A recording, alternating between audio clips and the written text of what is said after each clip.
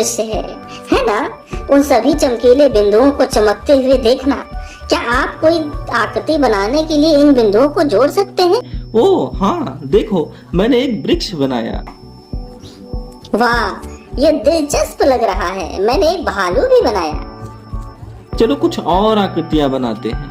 अरे ये दिखाई क्यों नहीं दे रहा है? शायद इसलिए क्योंकि प्रकाश हो रहा है। क्या आप इन टिमटिमाते हुए वस्तुओं को झांकते हैं? ये एक तारे हैं।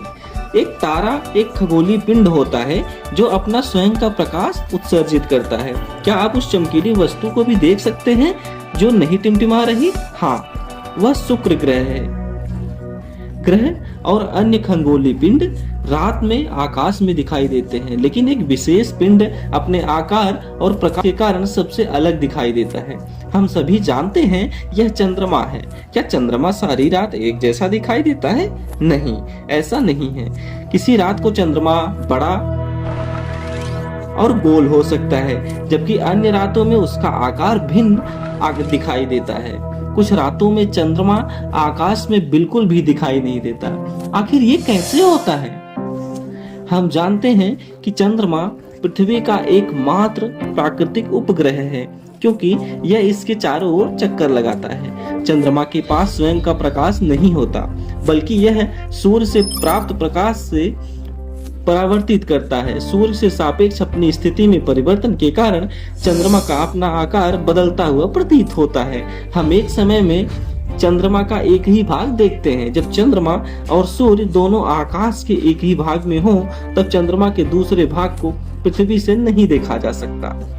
चंद्रमा का वह भाग जो सूर्य द्वारा प्रकाशित होता है, पृथ्वी से नहीं देखा जा सकता। हालांकि चंद्रमा का वह भाग जो पृथ्वी से देखा जा सकता है, वह पूरी तरह से काला होता है। इसीलिए चंद्रमा पृथ्वी से दिखाई नहीं देता और इस चंद्रमा को अमावस्या का चांद कहते हैं।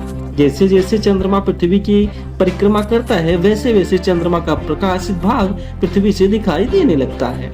ऐसा लगता है कि चंद्रमा आकार में बढ़ रहा है। इस अवस्था को वर्धमान अर्धचंद्र कहा जाता है। तब पृथ्वी से ठीक आधा चंद्रमा दिखाई देता है। इस स्थिति को पहली तिमाही कहते हैं। जैसे कि पृथ्वी से देखा गया है, जैसे जैसे चंद्रमा पृथ्वी के चारों ओर अपनी परिक्रमा जारी रखता है, इसका आकार बढ़ता रहता है। इस अवस्था को वैक्सिंग गिबस कहा जाता है। अंत में 15वें दिन चंद्रमा गोल और बड़ा दिखाई देता है। इस चंद्रमा को पूर्णिमा कहा जाता है।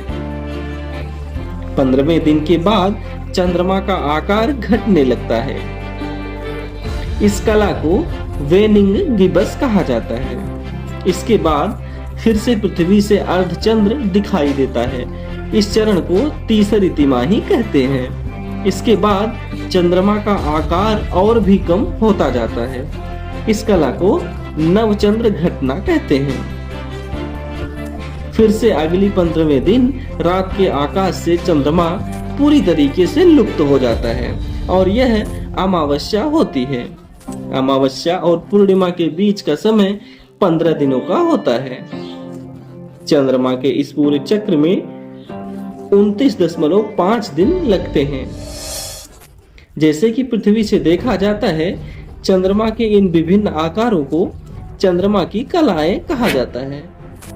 इसकी ये कलाएं पृथ्वी, चंद्रमा, सूर्य की आपेक्षिक स्थिति के कारण बनती हैं। हम कलाओं को चंद्रमा के विभिन्न आकार के रूप में देखते हैं।